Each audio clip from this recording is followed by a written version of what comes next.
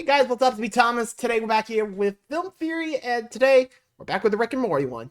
The Old Rick is Dead is the title. And, well, I'm guessing Prime Rick's about to get some revenge since, yes, I did see the clip of Prime Rick dying.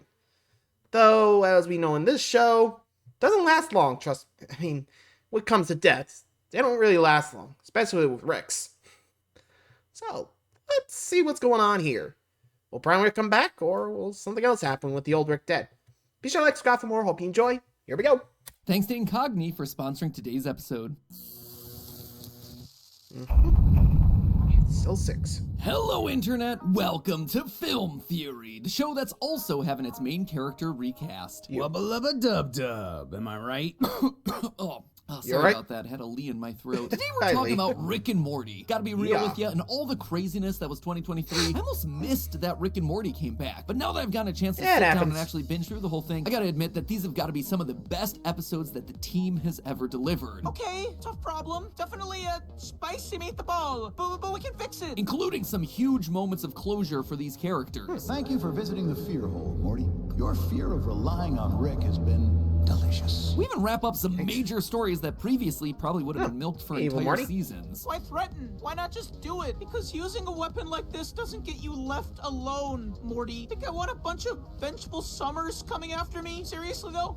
You, don't come after me. It won't go well. But, you know me, sure, the new season's out. So, we you have some laughs, Morty we just shed wants to be some left tears, alone. But now it's time to do what we love to do at the end of every season of Rick and Morty. Sit down Theorize. and analyze the season's theme. Look at this batch of episodes and try to figure out what they were trying to tell us. What was the thesis of this year? In case you missed our season 6 Rick and Morty theories, we charted out that Rick was clearly on an arc of healing, of confronting the grief that he felt over losing his original wife and daughter, and trying to move forward with a new found family. What's more, season 6 started to dabble with this idea of dissatisfaction, where we watch as everyone who gets what they want are ultimately left empty and unhappy, realizing that getting what you want sometimes isn't exactly what you need. Season 7, though, it takes these themes and ratchets them up to the next level. We see the climax of these character arcs about grief and dissatisfaction, and it shows us the consequences of the two ways that you can deal with grief, through good healing and bad healing. And through these stories, I believe that we can actually pinpoint who's going to be the next big antagonist for Rick and Morty to face in the coming seasons. That's right, loyal theorists, we are in the process of witnessing the birth of the next big Rick and Morty story arc, and it shows us who's going to be the big bad facing off against the family from the very first episode. Open up your portals, friends, it's time to jump in. Now, if you missed season 7 of Rick and Morty, I highly recommend that you go and give it a watch. It provides some of the best episodes of the series, period. But it also gives us some of the most Rick and Morty-esque ideas ever to be put to screen. I'm talking about planets full of people who turn to spaghetti when they die, Rick and Jerry fusing together into one super being, generation-long wars between letters and numbers fronted by Ice-T himself. But on top of all the fun Adventure of the Week stories, season 7 also brings together and wraps up some of the show's longest-running plot threads. The biggest ones being Rick Prime and Evil Morty. After spending his entire adult life hunting down the man that killed his family, the reason Rick is the way that he is, Rick and Morty finally are able to confront Rick Prime. And with the help of Evil Morty, of all people, they wind up winning. Evil Morty serves Rick Prime up hog-tied on a silver platter and then leaves. And so, of course, mind overtaken by rage, Rick goes ham, killing Rick Prime with his bare hands in a splatter of spaghetti sauce so brutal that it goes well beyond the point of YouTube monetization. At first glance, this seems like it should be the big climax of the series. I mean, the show's bringing in 4 of its biggest players and letting them duke it out, ending in the death of what's arguably Rick and Morty's main villain. But with the primary antagonist now off the board, the real villain of this series can appear: Rick's emptiness. In the wake of killing Rick Prime, Rick feels nothing. He realizes that completing this lifelong mission of vengeance hasn't really healed the part of him that's been aching. For years, he was given a motivation to track down Rick Prime and kill him, believing that this would be the magical thing that would help him feel better, the magical thing that could potentially bring Diane back. But now, without that target to distract himself, Rick has to sit there with his pain, knowing that he can never really undo this loss. This man, the smartest man in the galaxy who can heal any wound, who has taken down gods, who has brought himself back from the brink of death, now has to confront the one thing that he can't fix, the one thing that he can't just science into submission. And what's worse is that Rick Prime made sure to twist the knife on his way out, letting Rick know that he used a powerful super weapon known as the Omega device to erase Diane from the entirety of the multiverse. No matter where or when Rick goes, he can never, ever get Diane back. But perhaps the most interesting... Yikes. That is messed up. Like, sheesh. Talk about twisting it while you're down. Like, even I agree. That is just fucked up. And this is Rick and Morty we're talking about. And, well, in this show, that's kind of an ultimate thing. Like, when one universe, like, thing happens, well, bye-bye. You're not coming back. I mean, sure, there might be an alternate version of you, but once that version of you is dead, goodbye. That's it. I mean, heck, Rick and Morty just take over universes of themselves. Remember? Like, we saw it a bunch of times, just killing another version of themselves and just take their place. That's it. Yikes. Anyway. Interesting thing about this episode was its placement in the season. It's episode 5, Oh, 5, right yeah. in the middle. You'd think that this would be the sort of thing that they would save as an epic climax to the season, but it's not, because putting it there would miss the point entirely. The battle that's the centerpiece of Rick and Morty isn't against Rick Prime. It was never against Rick Prime. It's against yourself. It's about finding a healing for your own emotional scars. The death of Rick Prime in the middle of the season allows the back 5 episodes to answer the really important question then, was any of this worth it? Sure, Rick got what he wanted, vengeance, but did it actually do anything to heal him? Clearly not in a way that left him satisfied. All in all, it was bad healing. It's surface level at best. It leaves Rick arguably in a worse place than when he first started, and it requires a now directionless Rick to find new purpose. And thankfully for him, he has all the necessary ingredients for good healing right in front of him. His family, and especially his grandkids. In the episode Rick Fending Your Mort, Morty checks in on a clearly depressed Rick and does his best to make him feel better by cashing in his Morty adventure cards, encouraging Rick to take him on another adventure just to get him out of his funk. Not right now, Morty. Definitely next week, though. You've been saying that a while now, buddy, so I think I'm gonna give you a little nudge by cashing in a few of these bad boys. And in the episode Wit Quat Amortican Summer, Rick admits that he respects Summer partially because her headstrong personality reminds him of Diane. I treat you like an equal because I respect you. Remind me of your grandmother. All of this comes to a head in the season 7 finale, Fear No More. Probably one of the top 5 episodes this show has ever produced. Which sees Rick and Morty discovering a mysterious fear hole in a Denny's bathroom. A hole with the ability to manifest the greatest fears of anyone that jumps inside. Though they initially decide to leave it alone, Morty rushes back in and jumps down the hole, with Rick following after to save him. They both fight off monsters until they're both able to escape from the hole. Later, when they arrive home, Diane appears out of a portal, and Rick and Morty soon realize that they're still stuck inside the fear hole. Rick thinks it's because Morty's afraid of losing him to Diane. Morty thinks that his greatest fear is watching Rick die. Intent to get them both out of the fear hole, Morty continually faces his fears in an attempt to overcome them, but nothing works, until Rick mentions that Morty is irreplaceable. Come on, you're irreplaceable. Irreplaceable. Irreplaceable. This makes Morty realize that this Rick, he isn't real. Rick never entered the hole after him. Morty's greatest fear is his over-reliance on Rick. Finally overcoming this true fear, Morty escapes the hole, awakening to find Rick watching him from the outside. This entire experience is a massive step forward for Morty, but it also winds up showing how far the positive healing has been for Rick. After Morty mentions that he saw Diane inside the hole, Rick runs back to it. For a moment, it looks like he's gonna jump in to try and desperately hold on to Diane in any way that he can, just like we've seen him try to do over and over and over again in the series. But then Rick stops. Instead of jumping in the hole, he takes out a photo of Morty from his wallet, tacks it up onto the wall of victors, people who escaped from the hole. It's an act of pride in his grandson, this person who represents Rick's future instead of just always going back to his past. Rick is showing us that he's moved beyond just the empty bad healing that he'd been pursuing this entire time and is starting to work towards true good healing, deeper healing. And that's not the only thing that could... Actually, kind of curious about why Morty jumped into that hole in the first place. Like, I think we could agree that, well, I'm not too sure why he did that, but, well, to each their own, as they say, but, you know. I'm kind of curious, but if I had to guess, maybe he thought, ooh, another adventure. You know, I mean, at this point, he's kind of got Stockholm Syndrome, because you see something there, he knows the drill, he jumps in, right? At least that's what I'm thinking, but, been wrong before. So, anyway, moved through the Incogni sponsorship. Let's get back to the theory.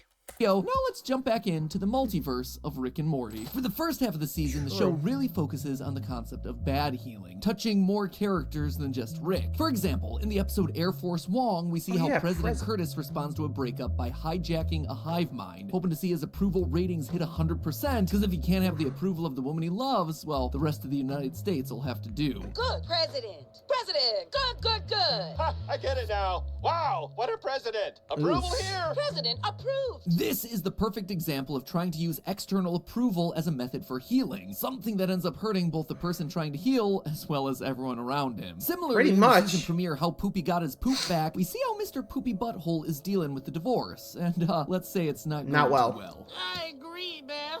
I'm a piece of garbage. Instead of letting go of his ex-wife, moving on and creating a healthy new direction for his life to go in to support his son, Mr. Poopy Butthole goes on a bender with Rick and Hugh Jackman, ending up kidnapping poor Poopy Jr. The way he's trying to quote-unquote heal here is by holding on to everything that he lost, to the point that it ends up hurting the people that he cares about the most. Sound familiar? His Well, it son, should. yeah. It's what Rick's been doing to the Smith family for the past 6 seasons. And as you'd expect, this sort of selfish coping ultimately doesn't turn out all that well for Poopy. Yes, you didn't see season 4, episode 3. Let's go! This is exactly what Rick would have done earlier in the series. Mr. Poopy Butthole is what Rick could have become, but he doesn't because of his family and all the good healing that happens after he kills Rick Prime. You want some proof? All you have to do is look into the back half of season 7's episodes and you get your answer. For example, What both else you those got? episodes I mentioned earlier where Rick leans on Morty and Summer to positively heal, they come after he kills Rick Prime. In Rise of the Numericons, we see the Alphabetrians and Numericons heal a rift between their people that's lasted for generations, all because 2 of them realized that they weren't all that different with the help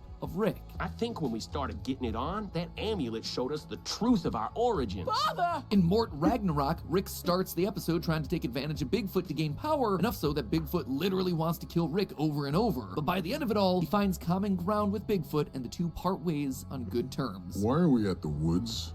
Time to go on home, big fella. Oh, Okay. You're free. And of course, the fear hole represents the end of that growth arc. But my favorite example that I want to call attention to actually comes from the episode right before Rick kills Rick Prime. In it, we see a miniature version of this entire arc that Rick's on. In the season's standout episode, That's a Morty, we see a planet where That's those who choose to Morty. end their own life have their internal organs turned to spaghetti. Yep, that is really the plot, and trust me, they somehow find a way to make it work. Why? How? Their cortisol increases the starch content in their bloodstream, changing their intestines into one long spaghetti noodle. But the most messed up part of this whole thing is that the spaghetti is delicious, and everybody wants to eat it, despite realizing where it came from. Who's ready for more ethical spaghetti? Yeah, they're so good. Has the Parmesan? This ends up turning into big business for the planet, who then encourage suicide more and more spaghetti. people to cut their lives short, all for their own profit. Truly, it is a messed up idea, but it's a brilliant commentary on how sometimes we can only see people as numbers, a source for content, feeding on their misery and self-destruction, literally finding their pain delicious, so we continue to inflict it and feed off of it. So then, where does the healing come in? Well, at the end of the episode, Rick and Morty broadcast the entire life of an old man, showing his pain, but also his ups, his downs, his loves, his heartbreak, his humanity. And afterwards, no one can stomach the spaghetti anymore. They suddenly see the people on this planet as more than just content. They see the beauty of the humanity in this situation, how relatable it all is, and suddenly everyone is able to heal. As for Rick, it's the seed that's the beginning of his choice to move forward in a healthy way, one that becomes all the more powerful given how far he's come. So that's everything that happened in the season, but obviously it wouldn't be a Remember, Rick it and Morty wasn't theory Rick if that we made the didn't spaghetti also try to company. figure That out was where Morty. things are headed to next. And I believe that it all comes down to this little guy. I don't believe it's any Poopy Butthole? coincidence that this season was bookended by Mr. Poopy Butthole. In fact, these episodes show just how far in the opposite direction he's growing from Rick and the Smiths. Not only did we see him try to kidnap his own child, as I talked about before, but in the stinger of the last episode, Mr. Poopy Butthole follows the darkest of paths, killing and replacing a separate Mr. Poopy Butthole from another universe to replace him, to live his happy life with his happy family. Sounds a lot like something Rick used Rick to do, did. huh? Finding a new universe to start over in when everything falls apart in his life, resetting things back to a status quo so he never has to grow, never has to face his own pain. What's more, the series is gonna need That's itself a new really how antagonistic season- force now that series Rick started. Prime is dead and evil Morty is off the table. Remember when I stole my kid? I stole one of these too.